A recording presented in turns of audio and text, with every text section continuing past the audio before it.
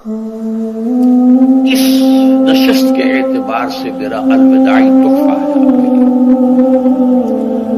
اور وہ یہ کہ میری جو دینی، ملی، تاریخی، سیاسی، عمرانی جو سوچ ہے، جو فکر ہے میرا، جو 50 برس سے زائد عرصے کے مطالعے اور غور و فکر پر مبنی ہے، اس مطالعے میں میری آنکھیں بنیادی طور پر قرآن و حدیث ہے، لیکن یہ کہ دنیا کا مشاہدہ، قرآن، زمین دیکھ، فلک دیکھ، خدا دیکھ، دنیا میں کیا ہو رہا ہے، کیا کیا عوامل ہیں، ماضی کیا تھا، ہم کہاں کھڑے ہیں، اب کہاں جانا ہے، اس پر میری ایک سوچ ہے، میرا فکر ہے۔ پھر یہ کہ ہماری اخروی نجات کا دار و مدار کس چیز پر ہے؟ تاریخ کے بہاؤ کو نہ میں روک سکتا ہوں، نہ آپ روک سکتے ہیں، وہ تو ڈانگ بہتا رہے گا، اور اس کو فیصلہ کرنے والا صرف اللہ ہے۔ کسی فرد بشر کے اختیار میں نہیں ہے کہ وہ تاریخ کے بہاؤ کو موڑ دے۔ ہاں، محمد رسول اللہ نے موڑا تھا صلی اللہ علیہ وسلم، لیکن یہ ہے کہ ہم اس تاریخ کے بہاؤ میں تنکوں کی طرح بہتے چلے جائیں، یا یہ کہ ہمیں کچھ کرنا ہے۔ اس اعتبار سے میں اپنے فکر کا خلاصہ آج آپ کی خدمت میں پیش کروں گا، وہ میرا اس سلسلہ اجتماعات کے اعتبار سے الوداعی تحفہ ہوگا۔ اب میں آغاز کر رہا ہوں۔ پہلی بات، اس سبب میں 3 باتیں مجھے کہنی ہیں۔ سب سے پہلی بات یہ کہ زندگی کی سب سے بڑی حقیقت موت ہے۔ ہم بلائے رکھتے ہیں، اپنے ذہن سے اسے دور رکھتے ہیں، لیکن واقعہ یہ ہے کہ زندگی کی سب سے بڑی حقیقت موت ہے۔ خدا کے منکر پیدا ہوئے ہیں، لیکن موت کا انکار کرنے والا تو کوئی پیدا نہیں ہوا۔ اس لیے میں نے آیت آپ کو سنائی، کل نفس ذائقۃ الموت، ہر سی نفس کو موت کا مزہ چکھنا ہے، ہر جاندار کو موت کا مزہ چکھنا ہے۔ ثم الینا ترجعون، پھر ہماری طرف لوٹا دیے جاؤ۔ تو زندگی کی سب سے اہم حقیقت موت، اور موت کے بعد رجوع اللہ، آخرت، یہ سب سے بڑی حقیقت ہے۔ ایک حقیقت سب مانتے ہیں، سب جانتے ہیں، دوسری حقیقت کے اوپر پردہ ہوا۔ میں نے اس اعتبار سے نوٹ کیا، یہ الفاظ قرآن میں 3 مرتبہ ہے، کل نفس ذائقۃ الموت، ہر جاندار کو موت کا مزہ چکھنا ہے۔ انبیاء اس سے مستثنا نہیں رہے، رسول اس سے مستثنا نہیں رہے، اولیاء اللہ مستثنا نہیں رہے۔ وقتی طور پر استثناء حضرت عیسیٰ کا ہے کہ ابھی وہ زندہ ہے، لیکن عیسیٰ یاتی علیہ الموت، حضور نے فرمایا عیسیٰ پر بھی موت آئے گی، جب دوبارہ آئیں گے زمین پر اتریں گے، پھر اس کے بعد ان پر موت وارد ہوگی، ان کی نماز جنازہ پڑھی جائے گی، انہیں دفن کیا جائے گا حضور کے پہلو میں، شادی بھی کریں گے، اولاد بھی ہوگی۔ باقی تو یہ ہے کہ کل نفس ذائقۃ الموت، سب کو موت کا مزہ چکھنا ہے۔ عیسیٰ بھی بالآخر اس سے مستثنا نہیں رہے، بلکہ قرآن میں ایک جگہ کہا گیا ہے أَفَإِن مِتَّ فَهُمُ الْخَالِدُونَ، کیا ہے نبی، اگر آپ کا انتقال ہو گیا تو یہ کیا ہمیشہ رہیں گے؟ کون ہے دنیا میں جو ہمیشہ رہے؟ انتقال تو ہونا، آپ کا بھی ہونا ہے۔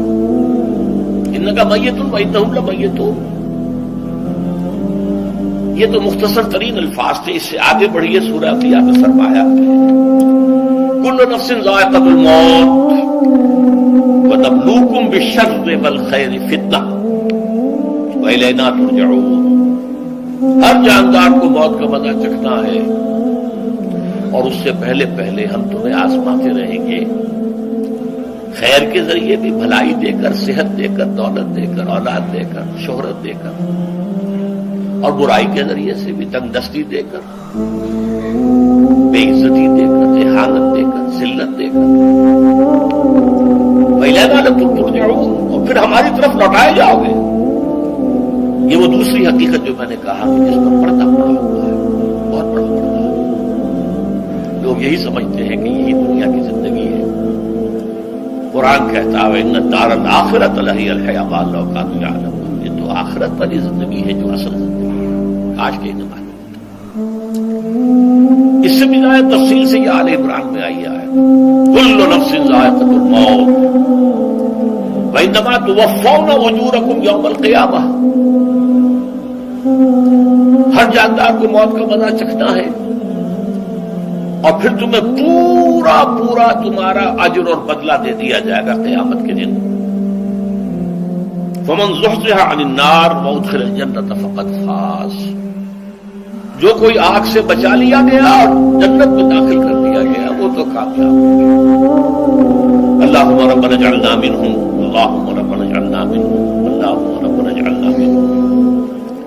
وما الحیات الدنیا الا متاع الغرور، اور دنیا کی زندگی تو سوائے دھوکے کے سامان کے اور کچھ نہیں ہے۔ دھوکہ کس معنی میں؟ یہ تمہیں اصل زندگی سے غافل کر دیتی ہے۔ تم کہیں سفر پر جا رہے تھے، تمہارا کہیں گھر تھا، تمہیں واپس آنا تھا، تم راستے ہی میں کسی دلچسپی میں ایسے مگن ہوئے کہ گھر بار سب بھول گئے۔ یہ تو تمہارا عارضی سا سفر تھا، تم نے اسی کو اپنی منزل بنا لیا، اپنا ٹھکانہ بنا لیا، تو دھوکہ دیا اس نے تمہیں۔ ویسے دنیا کی زندگی دھوکہ نہیں ہے، بڑی حقیقت ہے، اس لیے کہ حضور نے فرمایا انما الدنیا مزرعۃ الآخرہ، یہ دنیا آخرت کی کھیتی ہے، یہاں بو گے تو وہاں کاٹو گے، یہاں کچھ کمائی کرو گے تو وہاں اس کا بدلہ ملے گا۔ اس اعتبار سے دنیا بہت بڑی حقیقت ہے، ایک ایک لمحہ بہت بڑی حقیقت کی شے ہے، لیکن اگر یہ دنیا تمہیں آخرت سے غافل کر دے تو اس سے بڑا دھوکے باز ہے۔ یہ اصل دجال ہے۔ میں نے تقریباً 60 برس کی عمر کو جب میں پہنچا تھا تو موت کا انتظار شروع کر دیا تھا۔ میرے قریبی احباب کو معلوم ہے، میں کہتا رہا، یہ بھی کہتا رہا کہ بھائی میں اپنے حصے کا کام کر چکا ہوں، جتنی صلاحیت اللہ نے دی تھی، جتنی بھی میرے اندر استعداد تھی، میں اس کو بھرپور طریقے پر استعمال کر چکا ہوں۔ دم واپسی برسر راہ ہے عزیز و اب اللہ ہی اللہ ہے، یہ میرا موقع رہا ہے 60 برس کی عمر سے۔ اس کے بعد اللہ نے مزید 14 برس دیے ہیں، یہ نافلۃ لک کے درجے میں کہتا ہوں، اس کا اللہ کا عطیہ خصوصی ہے، نفل ہے، ہمیشہ کہتا رہا۔ مصنون زندگی تو 61 برس ہے ہمارے حساب سے۔ علامہ اقبال کے بارے میں سنا ہے کہ رویا کرتے تھے کہ میری عمر حضور کی عمر سے زیادہ ہو، 6 مہینے کم ہی رہی ہے حضور کی عمر سے۔ جو حضور کی عمر تھی وہی حضرت ابو بکر کی، وہی حضرت عمر کی، وہی حضرت علی کی، ہاں حضرت عثمان 82 برس کی عمر ہے ماشاءاللہ۔ پھر یہاں کے مجددین میں سے وہی عمر حضرت شیخ احمد سرندی کی، وہی شاہ ولی اللہ دہلوی کی، ہاں شیخ عبدالحق محدث دہلوی رحمۃ اللہ علیہ 82 برس کی عمر۔ لیکن یہ میں کہا کرتا تھا مصنون عمر تو 61 برس ہے، جسے ہم 63 کہتے ہیں وہ اصل میں ہمارے حساب سے 61 بنتا ہے۔ وہ 63 قمری ہے، جو 9 دن کم ہے، قمری سال جو ہے وہ شمسی سال سے۔ بہرحال میں اس وقت سے منتظر تھا، لیکن جو بھی وقت اللہ نے دیا ہے اللہ کا شکر ہے، وہ مفید کاموں میں لگا ہے۔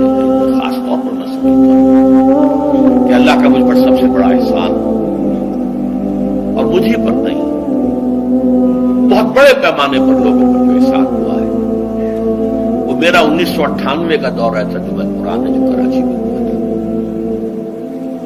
1998 کے مارچ میں میرا بڑا آپریشن ہوا، دونوں گھٹنے تبدیل کیے گئے، لیکن 98 کے آخر میں، حالانکہ میں چل نہیں سکتا تھا، کراچی میں مسجد جو ہے اونچی ہے، دوسری منزل پر ہے، تو خاص ریمپ بنایا گیا جس کے ذریعے میں ویل چیئر پر مجھے لے جایا جاتا تھا۔ میں نے درس دیا،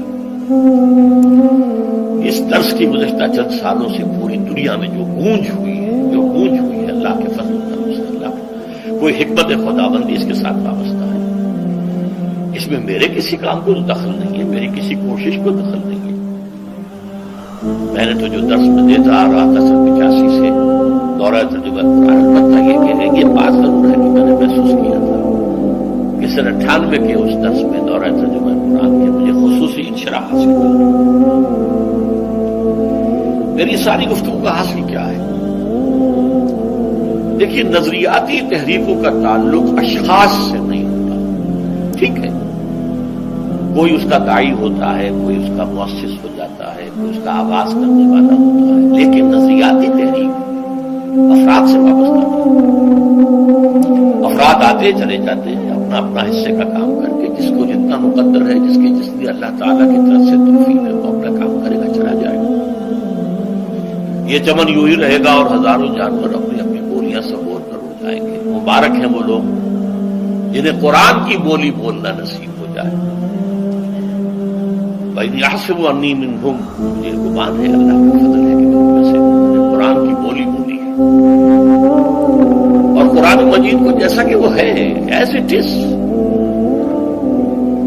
اپنے کو مذمومہ خیالات، اپنے کوئی ذہن سے زائدہ نظریات کو میں نے اس میں دخل نہیں دیا۔ اسے انگریزی میں آپ آبجیکٹیولی کہتے ہیں، خالص معروضی طور پر قرآن کو پڑھا، قرآن کو قرآن سے سمجھا ہے، یا پھر سیرت رسول سے سمجھا ہے۔ میں لفظ سنت کی بجائے سیرت استعمال کر رہا ہوں۔